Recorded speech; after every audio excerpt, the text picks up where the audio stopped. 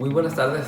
Estamos un jueves más para traerles una reflexión acerca de las Escrituras y podamos llegar a comprender qué Dios tiene para nosotros. Hemos estado apegándonos a una específica temática que es la batalla.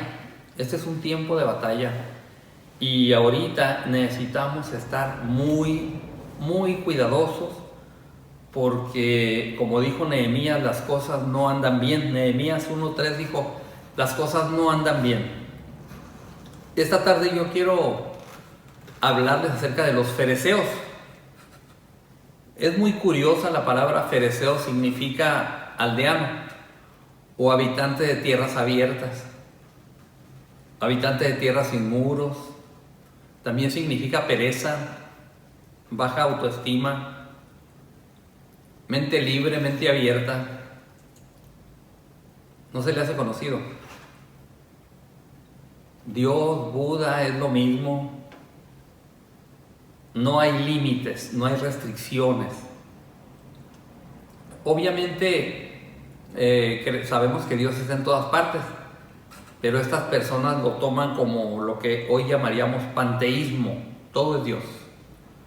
Todo es Dios y Dios está en todo lugar. Y es verdad que Dios está en todo lugar, pero hay ciertas condiciones para que Dios esté en determinado lugar. No es porque yo lo inventé o yo lo crea. Dios ya estableció de qué manera Él está en todo lugar. Dice, estas personas, los fereceos, no se sujetan, no les gusta estar bajo autoridad, creen que en cualquier iglesia está Dios, no disciernen, es tan mente abierta que cree que la Biblia es solo uno de tantos libros sagrados. Cuando a Nehemías le avisaron de que su ciudad estaba destruida, los muros estaban destruidos,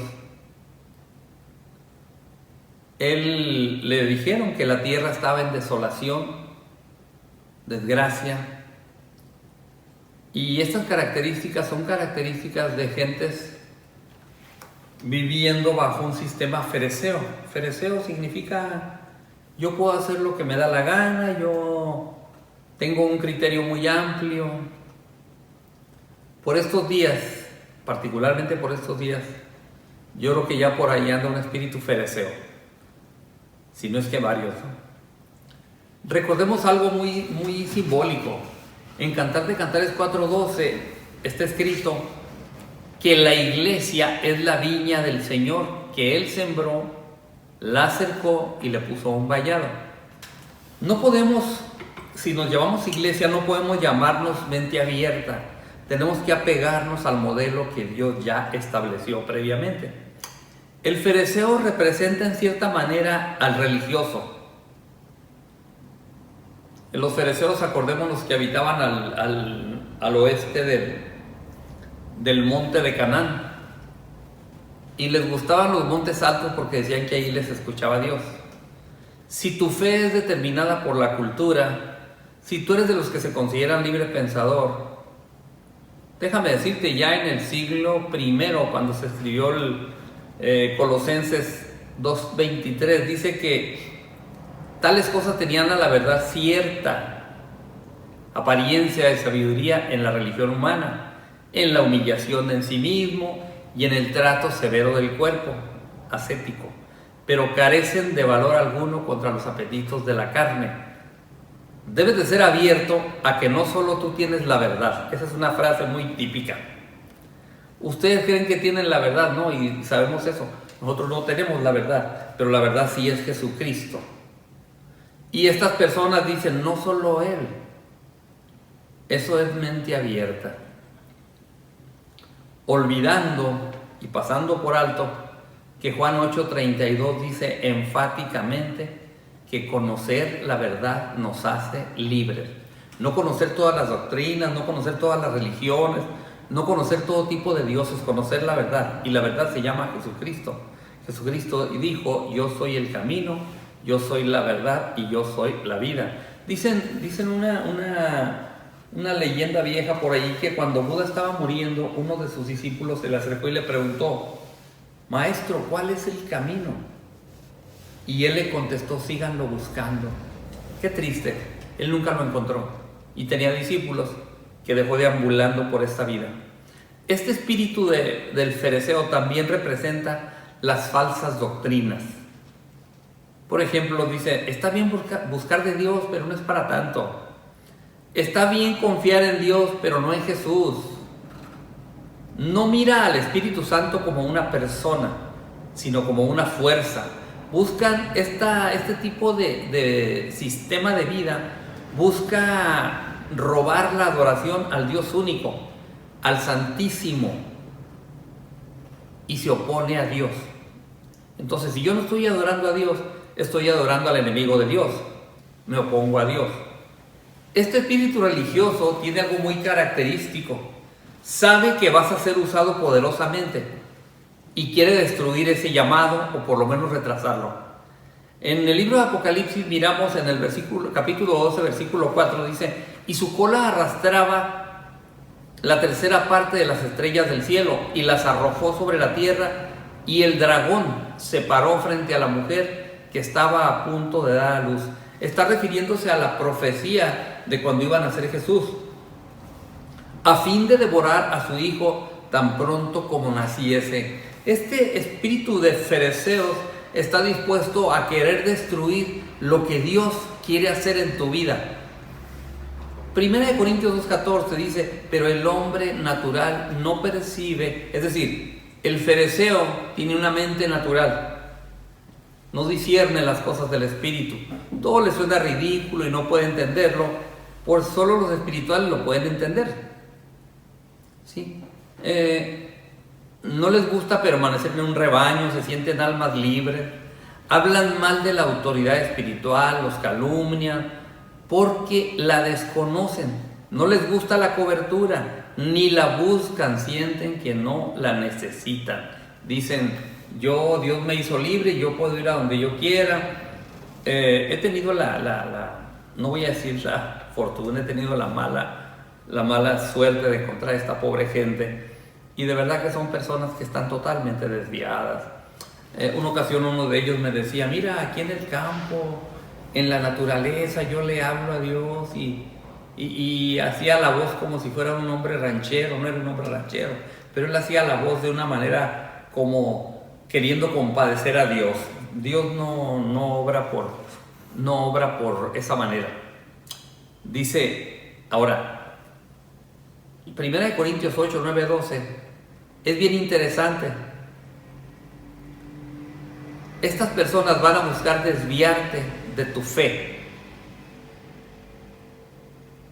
Dice: mas tengan cuidado, no sea que esta vuestra libertad de alguna manera se convierta en piedra de tropiezo para el débil. Esta es una palabra dirigida a una persona madura. Pero si esa persona no tiene la madurez, obviamente es una persona carnal y no lo piensa en hacer tropezar a alguien. Primera de Pedro 5:5 dice: vosotros también jóvenes, y no se refiere solamente a los jóvenes en edad cronológica, sino a los jóvenes en el Evangelio. Dice: estén sujetos a los ancianos y todos sumisos unos a otros, revestidos de humildad, porque Dios resiste a los soberbios. Son personas autosuficientes. No sería malo que fueran autosuficientes en capacidades de desarrollo, de trabajo, de crecimiento, pero son autosuficientes en soberbia espiritual. Dice 2 de Pedro 2:1, dice: pero hubo también falsos profetas entre el pueblo, como habrá entre vosotros falsos maestros. Ellos se meten a los rebaños y tratan de desviar, o incluso le hacen observaciones al pastor, a los líderes, y esto me recuerda el espíritu de Absalón. Yo le voy a pedir que usted lea la historia de Absalón. Este muchacho en apariencia regresó al palacio a someterse al rey, pero ya estando en el palacio, un espíritu de soberbia se apoderó de él, y dice que él se juntó 50 hombres, y compró carros y caballos para que corriesen delante de él. Y se puso en las orillas de los caminos para interceptar a los que iban a buscar al rey y les preguntaba: ¿tú de dónde eres? No, pues yo soy de una de las tribus de Israel y traigo ante el rey una petición. Y él decía: el rey está tan ocupado que no te puede atender. Ojalá yo fuera el rey. Estas personas con ese espíritu absalónico dicen: no, si yo fuera el pastor, yo te pagaría tus estudios, yo te pagaría tus viajes, yo te pagaría todo. Son gentes, como dice Pedro, hablando mal de cosas que no entienden. Se oye feo esto, pero son como animales irracionales, nacidos para presa. Versículo 17 dice: estos son fuentes sin aguas y nubes empujadas por la tormenta. Cuando aquí en Baja California uno viene de Mexicali, que es un lugar muy caliente, y trae un carrito que se le anda calentando, uno dice: llegando a la parte intermedia va a haber una pila, y de pronto llega y es una pila seca. Usted se lleva un desencanto porque se le va a fundir el motor. Esto es lo mismo. Estas personas parecieran, tienen forma, tal parece que son sabios, pero como dice Pedro, son nubes empujadas por la tormenta, fuentes sin aguas, hablando palabras infladas y vanas, seducen con concupiscencias de la carne y disoluciones a los que verdaderamente han huido de los que viven en el error. Les prometen libertad y son ellos mismos esclavos de corrupción, porque el que es vencido por alguno es esclavo del que lo venció. Gálatas 5:13 dice: porque vosotros, hermanos, amigos, a libertad fuisteis llamados, solo que no uséis la libertad como pretexto para la maldad, sino empléenla para servir a otros. Dice 1 de Pedro 5: más vosotros también como piedras vivas, no como piedra. Es interesante esto. No nacimos para ser llaneros solitarios. Necesitamos tener una cobertura. No, Dios no nos hizo para que seamos moradores del campo y hagamos nuestro propio rebaño.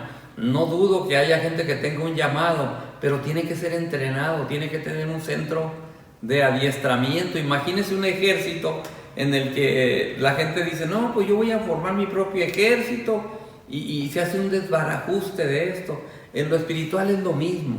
No somos una piedra, somos piedras espirituales, no piedras desbalagadas. No dice: sé tú como casa espiritual, dice: sean como casa espiritual. Nos está hablando de un conjunto de personas que se juntan con un fin común: buscar obedecer la voz de Dios. Si nosotros revisamos el Antiguo Testamento, encontraremos que el pueblo de Dios inició en unidad, eran 12 tribus. Solo después del reinado de Roboam, esta unidad se rompió, pero generalmente, aún con sus diferencias, tenían cierta unidad. Y en la unidad es cuando tenían grandes victorias. Dios desea que usted y yo estemos en unidad con nuestras grandes o pequeñas diferencias.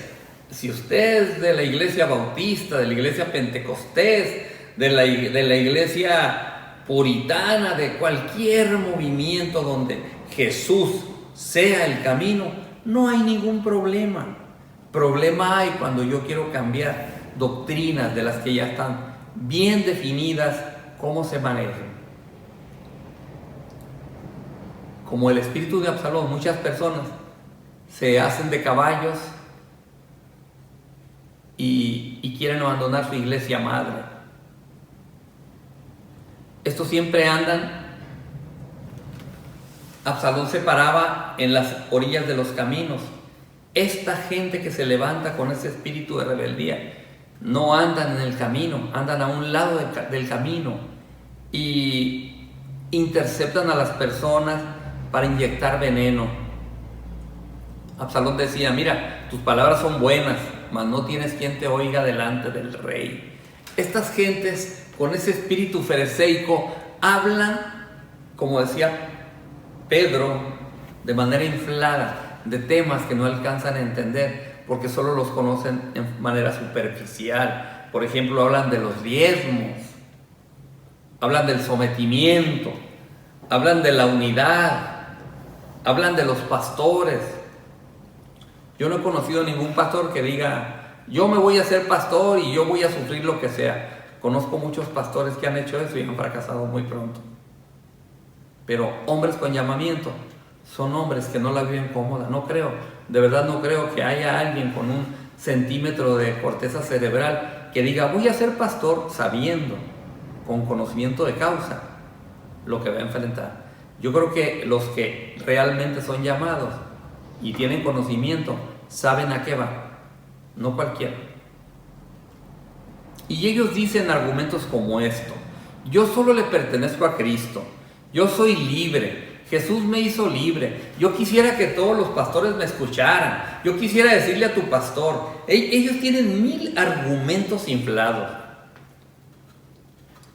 Y yo le diría, estos moradores sin muros realmente son personas en amargura, son personas que no han tenido, que tuvieron un encuentro con Jesús, pero ese encuentro se marchitó, no lo alimentaron. Porque si fueran gentes que realmente tuvieron un encuentro con Jesús, ellos buscarían no lastimar a las personas que están desarrollando una fe pequeña. Usted y yo tenemos que ser muy cuidadosos. Yo le diría en esta mañana tarde, sea muy cuidadoso. Los enemigos, cuando usted ha entrado a la tierra que Jesús le trajo, a su Canaán, es una tierra donde usted va a enfrentar este tipo de personas. Usted y yo necesitamos estar ahorita. Se están levantando muchos fereceos, se están levantando muchos espíritus legalistas, hablando mal de la iglesia de Jesucristo. En Nehemías capítulo 2:17, Nehemías, cuando supo del oprobio, de la desgracia, de cómo estaba su país, su ciudad, él se puso a llorar. Yo creo que necesitamos en estos tiempos darnos cuenta de la condición espiritual de las personas. Hay pobreza, hay miseria, hay drogadicción, hay dolor, hay separación, hay divorcios, hay suicidios. Hay 1000 cosas que están aconteciendo como para que nos perdamos y no entendamos que necesitamos enfrentar en nuestro Canaán este tipo de gigantes. Son gigantes que necesitamos destruir usted y yo, no a machetazos, pero sí con un espíritu de mansedumbre, pedir que Dios nos dé una palabra para enfrentar a estos. Una ocasión Dios me ha dado muchos privilegios de conocer personas y poderles encaminar en esta situación. Una ocasión un judío mesiánico, ellos aman a Jesús, pero no hablan muy bien de él. Una ocasión, yo hablando con un hombre judío mesiánico, él me dijo, tú eres religioso, ¿verdad? Yo le dije, no, yo soy cristiano. Y él me dijo, oh, yo soy judío mesiánico. Yo le dije, oh, qué bueno, tú eres de la fe de donde viene mi maestro Jesús. Yo se lo dije muy entusiasmado. Yo le dije, tú eres de los míos, porque de ahí viene mi Salvador, de ahí viene el que me abrió las puertas, de ahí viene el que murió por mí. Él es judío como tú, de sangre y de raíz. Y él se alegró cuando yo le dije esto. Dijo, sí, yo creo en Yeshua Hamachá. Y se me hizo suave. Y yo empecé a platicar con él. Y él me dijo, pero tú no guardas la Torá. Y yo le dije, mira, le dije, te voy a hacer una pregunta, solamente una pregunta, le dije. Quizá yo no guardo la Torá, pero en lo profundo de mi corazón nunca se va a olvidar que cuando yo confesé a Jesús como mi Señor y Salvador, Él me cambió la vida en un segundo. Yo era un ignorante siquiera de las Sagradas Escrituras. Yo era un hombre sin ley. Yo era un fereceo. Yo era uno que creía en todo viento de doctrina. Yo era un morador sin murallas, sin protección. Mi familia era un caos. Pero cuando yo le abrí la puerta a Jesús, Él puso murallas alrededor de mi vida. Me siento protegido, me siento cuidado, me siento bendecido, siento que la vida ha cambiado. Yo tenía planes, pero Dios le dio a mi vida propósito. Yo tenía sueños, pero Dios me ha traído a realidades que yo nunca imaginé. Y cuando yo le estaba platicando esto, Él me miraba. Le dije, oye, ¿eres soltero o casado? Y Él me dijo, no, yo soy casado, dijo. Oh, qué bueno, le dije, yo también, ya somos dos. Y Él me dijo, sí, no, qué bueno. Le dije, oye, tengo para ti una pregunta. Todo lo que tú sabes de judaísmo, porque Él me empezó a preguntar que si yo sabía hebreo, que si sabía griego, le dije, mira, en el área de la salud uno tiene que saber ciertos vocablos, terminologías grecolatinas, pero en realidad yo no sé lenguaje hebreo ni lenguaje griego. Dijo, no sabes, entonces no entiendes, ¿verdad? Las escrituras en su lenguaje original. No, le dije, posiblemente no las voy a entender. Le dije, le dije, quiero hacerte una pregunta, le dije, después de la primera que te hice.